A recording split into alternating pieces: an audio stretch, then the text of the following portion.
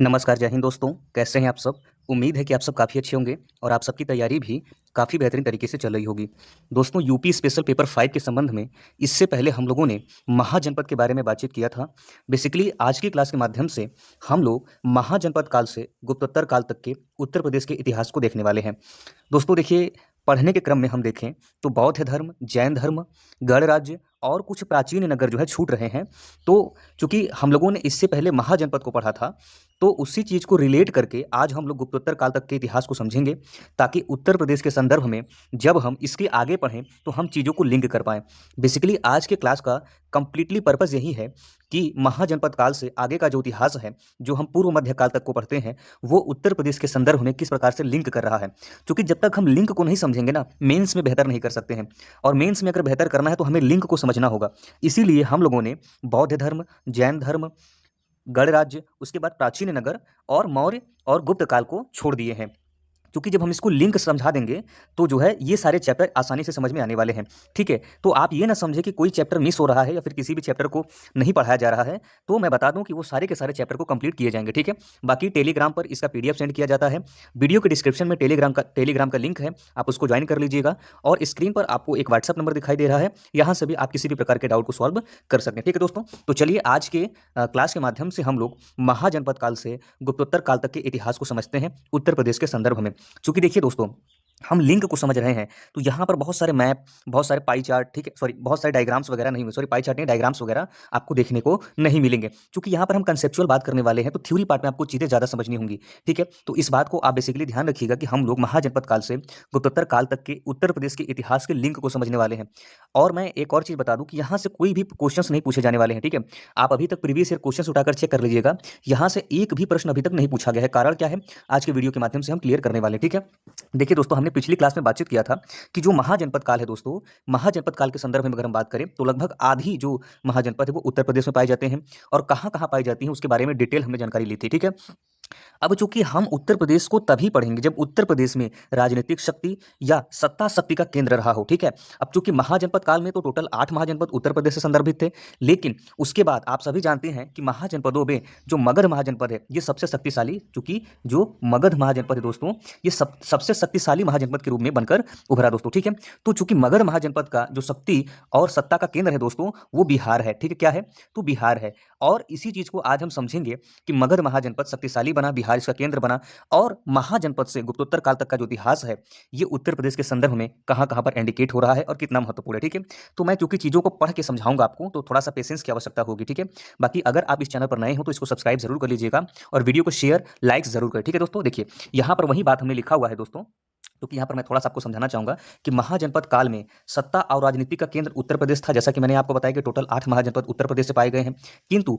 5वीं सदी ईसा पूर्व से इस समीकरण में बदलाव आने लगा, क्योंकि मगध महाजनपद का उत्कर्ष हुआ और भारतीय शक्ति एवं राजनीतिक केंद्र मगध बन गया। ठीक है, मैंने यही बात बताया कि मगध महाजनपद सबसे शक्तिशाली महाजनपद के रूप में बनकर उभरा, और इसका जो सत्ता और शक्ति का केंद्र था ये बिहार था। ठीक है, और यहाँ पर वही बात लिखी गई है। उसके बाद आगे देखिएगा, आगे दोस्तों जो बात कही जा रही है, थोड़ा सा मैं एक सेकंड, हाँ, आगे जो बात कही जा रही है वो ये कही जा रही है कि नंद वंश के काल में वर्तमान उत्तर प्रदेश मगध राज्य का हिस्सा बन गया। अर्थात जब नंद वंश आता है तो इस काल में वर्तमान उत्तर प्रदेश मगध राज्य का हिस्सा बन गया। ठीक है, यहाँ कोई स्वतंत्र शक्ति नहीं थी, अर्थात हिस्सा केवल बना था उत्तर प्रदेश, यहाँ कोई स्वतंत्र शक्ति नहीं रही। ठीक है, नंदों के बाद मौर्य और शुंग काल, ठीक है, नंदों के बाद मौर्य और शुंग काल में भी उत्तर प्रदेश पाटलिपुत्र द्वारा शासित हुआ। अर्थात यहां पर कहा गया कि नंद के समय भी उत्तर प्रदेश, ठीक है, नंद के समय में भी उत्तर प्रदेश, नंद और मौर्य के समय, ठीक है, नंद के बाद मौर्य और शुंग काल, ठीक है, यहां पर चूंकि यहां पर नंद के समय तो उत्तर प्रदेश जो है मगध का केवल हिस्सा था, लेकिन स्वतंत्र शक्ति यहां पर कोई नहीं थी। लेकिन नंद के बाद मौर्य और शुंग काल, जैसा कि आप सभी जानते हैं, हसीन मशुकसा, ठीक है, हसीन मशुकसा ये एक ट्रिक है। तो नंद के बाद ये मौर्य और शुंग काल जो आता है दोस्तों, इसमें भी उत्तर प्रदेश जो है इसका शासन पाटलिपुत्र से होता है। ठीक है, तो यहाँ पर भी उत्तर प्रदेश जो है सत्ता और राजनीतिक का केंद्र नहीं था। इस बात को मैं फिर से एक बार समझाता हूँ दोस्तों कि जो महाजनपद है, यहाँ ये महाजनपद के समय उत्तर प्रदेश राजनीतिक शक्ति और सत्ता का केंद्र था, लेकिन उसके बाद मगध महाजनपद एक शक्तिशाली राज्य महाजनपद के रूप में उभरता है, जिसका केंद्र बिहार था। ठीक है, उसके बाद नंद काल के समय उत्तर प्रदेश, ठीक है, मगध का हिस्सा बना, लेकिन यहाँ पर कोई स्वतंत्र शक्ति नहीं थी।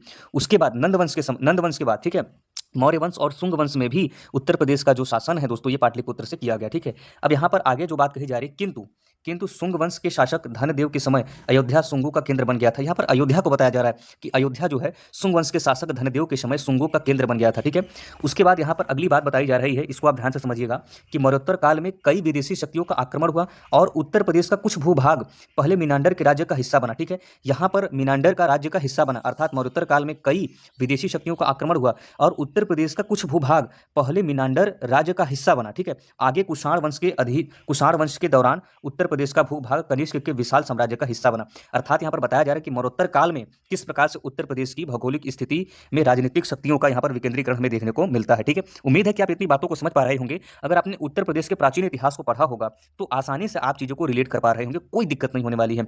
बाकी इसका पीडीएफ मिलेगा, आप इसको आसानी से पढ़ लेंगे। ठीक है, उसके बाद आगे देखिएगा दोस्तों, यहाँ पर आगे कहा जा रहा है कि कनिष्क की दो राजधानियां पुरुषपुर और मथुरा थी, जिनमें से मथुरा जो है उत्तर प्रदेश से संबंधित है। यहाँ पर आप देख पा रहे हैं स्थायी रूप से स्वतंत्र रूप से उत्तर प्रदेश में कोई भी राजनीतिक केंद्र नहीं है। ठीक है, आप इसको ध्यान में रखेंगे। हालांकि हम जब मौर्योत्तर काल, मौर्य काल, गुप्त काल, गुप्तोत्तर काल को पढ़ेंगे तो यहाँ पर अलग अलग शासकों के संदर्भ में कुछ इन्फॉर्मेशन देखेंगे। ठीक है, कि चंद्रगुप्त के समय क्या इन्फॉर्मेशन था, अशोक के समय क्या इन्फॉर्मेशन था, इन सारी चीजों को हम देखेंगे। बट अभी हम बताया, मैंने शुरू में वीडियो के पहले ही बताया है कि हम चीजों को केवल लिंक करने का प्रयास कर रहे हैं। ठीक है, उसके बाद यहाँ पर अगला बताया कि हुविस्क एक शासक होता है, कनिष्क की तरह एक हुविस्क शासक होता है। कनिष्क की तरह मतलब कनिष्क की तरह इसका नाम है। हुविस्क के काल में कुषाणों, ठीक है, हुविस्क के काल में कुषाणों का एकमात्र केंद्र या राजधानी मथुरा रही है। ठीक है, यहाँ पर यह बताया जा रहा है कि मथुरा जो है हुविस्क के काल में यहाँ इसकी राजधानी रही है।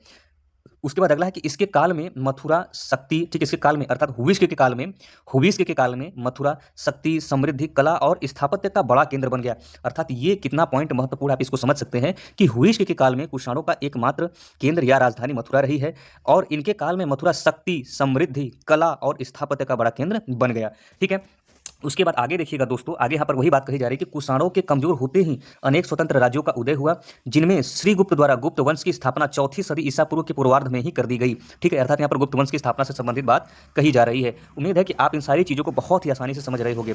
उसके बाद अगला है कि उसने प्रयागराज को केंद्र बनाकर कौशाम्बी से बनारस तक के क्षेत्र पर शासन किया। अर्थात कौन, तो कहेंगे गुप्त। ठीक है, गुप्त जो श्रीगुप्त था उसने प्रयागराज को केंद्र बनाकर कौशाम्बी से बनारस तक के क्षेत्र को शासन किया। उसके बाद आगे है कि चंद्रगुप्त प्रथम द्वारा पाटलिपुत्र को अपनी राजधानी बनाई गई और एक बार पुनः शक्ति, ठीक है, अर्थात चंद्रगुप्त प्रथम द्वारा पाटलिपुत्र को अपनी राजधानी बनाई गई और एक बार पुनः शक्ति और सत्ता का केंद्र पाटलिपुत्र बन गया। अर्थात यहाँ पर देख पा रहे कि फिर से पाटलिपुत्र शक्ति और सत्ता का केंद्र बन गया। उसके बाद आगे है, यहाँ पर आप इस चीज़ों को समझ सकते हैं।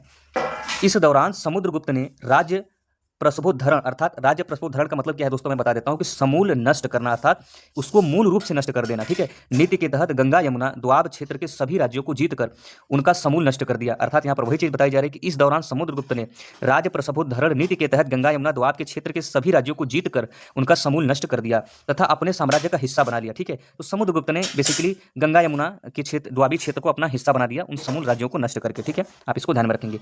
फिर उसके बाद आगे बात कही जा रही है क्या है कि गुप्तों के पतन के साथ ही अनेक क्षेत्रीय राज्यों का उदय हुआ। उत्तर प्रदेश में इस समय कभी गुप्तों का सामंत रहे। ठीक है, गुप्तों के पतन के साथ ही अनेक क्षेत्रीय राज्यों का उदय हुआ, जहां पर उत्तर प्रदेश में इस समय कभी गुप्तों का सामंत रहे, जबकि पश्चिमी उत्तर प्रदेश का कुछ भूभाग पुष्यभूति वंश या वर्धन वंश के अधीन रहा। ठीक है, यहाँ पर क्या बताया जा रहा है कि जबकि पश्चिमी उत्तर प्रदेश का कुछ भूभाग पुष्यभूति वंश या वर्धन वंश के अधीन रहा, जिसका केंद्र थानेश्वर था। जिसका केंद्र क्या था? थानेश्वर था। तो उम्मीद है कि आपको इतनी बात समझ में आ चुकी होगी दोस्तों। ठीक है, उसके बाद आगे देखिएगा, आगे कही जा रही है बात कि इन दोनों राज्यों के बीच वैवाहिक संबंध स्थापित हुए। हर्ष की बहन राजश्री का विवाह मौखरी वंश के शासक गृहवर्मा के साथ हुआ था, किंतु धोखे से उसकी हत्या गौड़ वंश के शासक शशांक के समर्थन से मालवा के उत्तरवर्ती गुप्त शासक देवगुप्त के द्वारा कर दिया गया था। देखिए यहाँ पर बहुत आसानी से समझिएगा कि हर्ष की बहन राजश्री का विवाह मौखरी वंश के शासक गृहवर्मा के साथ हुआ। ठीक है, उसके बाद कहा जा रहा है कि किंतु धोखे से उसकी हत्या किसकी, तो कहेंगे मौखरी वंश के शासक गृहवर्मा की हत्या, धोखे से उसकी हत्या गौड़ वंश के शासक, ठीक है, कौन? गौड़ वंश के शासक शशांक के समर्थन से मालवा के उत्तरवर्ती गुप्त शासक देवगुप्त के द्वारा कर दिया गया। ठीक है, देखिए ये सारी चीजें आपको तब समझ में आएंगी जब आप एंशिएंट अर्थात प्राचीन भारत के इतिहास को आसानी से समझ पा रहे होंगे। ठीक है, यहाँ पर उत्तर प्रदेश के संदर्भ में लिंक करने का प्रयास किया जा रहा है। उसके बाद आगे देखिएगा ये बताया जाए कि परिणाम स्वरूप हर्ष ने थानेश्वर के स्थान पर कन्नौज को अपनी राजधानी बनाया। अर्थात हर्ष ने अपनी राजधानी जो है चेंज कर दी, उसने क्या थानेश्वर के स्थान पर कन्नौज को अपनी राजधानी बनाया। आप हमें कमेंट बॉक्स में बताइएगा कि थानेश्वर किस राज्य में पड़ता है। उसके बाद बताया जा रहा है कि लंबे समय तक उसके बाद ये राजधानी बनाकर वहां पर लंबे समय तक शासन करता है। ठीक है, ये सब सिंपल चीजें, मैं बहुत ज्यादा डिटेल में इसको नहीं बता रहा हूँ। उसके बाद आगे देखिएगा कि हर्ष के नेतृत्व में कन्नौज उत्तर भारत का सबसे समृद्धशाली या सबसे समृद्ध वैभवशाली राज्य बन गया। अर्थात हर्ष के नेतृत्व में कन्नौज उत्तर भारत का सबसे समृद्ध वैभवशाली राज्य या नगर बनकर उभरा, जो राजनीतिक, व्यापारिक एवं रणनीतिक केंद्र के रूप में स्थापित हुआ। आप इसको ध्यान रखिए, कन्नौज प्राचीन उत्तर प्रदेश के इतिहास का बहुत ही महत्वपूर्ण स्थान रहा है, बहुत ही महत्वपूर्ण प्राचीन नगर रहा है। अभी हम इसको देखेंगे डिटेल से। उसके बाद आगे देखिएगा, यहाँ पर बात कही जा रही है कि हर्ष के बाद कन्नौज पर अधिकार करने के लिए 3 पूर्व मध्यकालीन राजनीतिक शक्तियों का ने लंबा संघर्ष किया। ठीक है, अब चूंकि यहाँ पर देखिएगा पूर्व मध्यकालीन इतिहास तक हम पहुंच चुके हैं।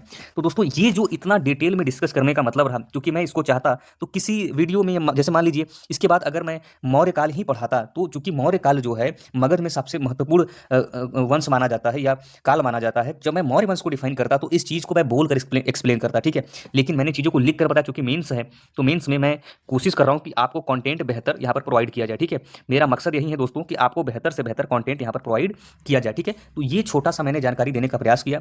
बाकी वीडियो के डिस्क्रिप्शन में टेलीग्राम का लिंक है, मैं इसको वहां पर दे दे रहा हूं, आप वहां पर जाकर इस वीडियो को प्राप्त कर, पीडीएफ को प्राप्त कर सकते हैं और आसानी से अपना नोट्स बना सकते हैं। बाकी दोस्तों आपका सपोर्ट बहुत जरूरी है, आप इस चैनल को सब्सक्राइब करें और शेयर जरूर करें। ठीक है, लाइक भले ही ना करें लेकिन शेयर आप जरूर करें दोस्तों। ठीक है, थैंक यू सो मच, आज के लिए इतना ही, फिर मिलेंगे एक नई वीडियो में। जय हिंद, जय भारत।